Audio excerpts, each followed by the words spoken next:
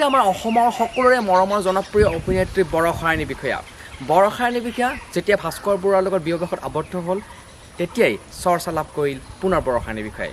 বৰষাৰাণী বিষয়া হৈ পৰিল পুনৰ অতিকৈ মৰমৰ ৰত্নাকৰ।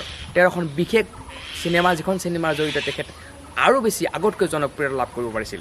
উজনি দুজনী গাভৰু, মাঘত মামনিৰ বিয়া আদি কেইবাখনো জনপ্ৰিয় অভিনয় কৰা অসমৰ জনপ্ৰিয় অভিনেত্ৰী বৰষাৰাণী বিষয়াৰ আমি চাম এতিয়া এটা বিশেষ বিহু নৃত্য।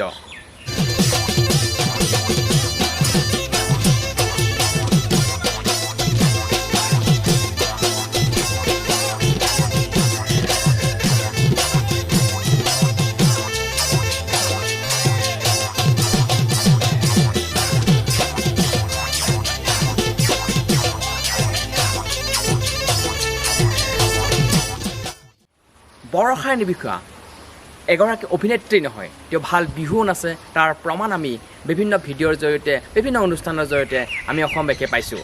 অতিকৈ মৰমৰ আমাৰ সকলোৰে বৰষাৰাণী বিষয়া। বৰষাৰাণী বিষয়াৰ এটা এতিয়া শেষত বিহুগীত চাওঁ আহক আমি সকলোৱে একেলগে। জানৈ আগলৈ মিহিৰি জানৈ বৰশী দাৰিকি হে জানৈ বৰশী দাৰিকি হে জানৈ ৰঙাকৈ বৰলৰ তোক এই জানৈ জীয়ে দিব পাৰিব জানৈ মিনা কৰা ফুৰিয়া হে জানৈ মিনা কৰা ফুৰিয়া হে জানৈ সিয়ে নিব পাৰিব ভিডিঅ' আৰু এতিয়া হৈছে আপোনালোকৰ পৰা বিদায় লোৱাৰ সময়।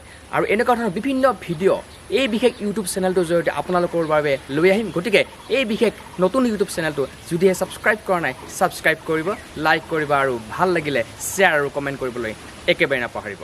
আজিলৈ দিয়ক বিদায়, ধন্যবাদ। জয় আই অসম।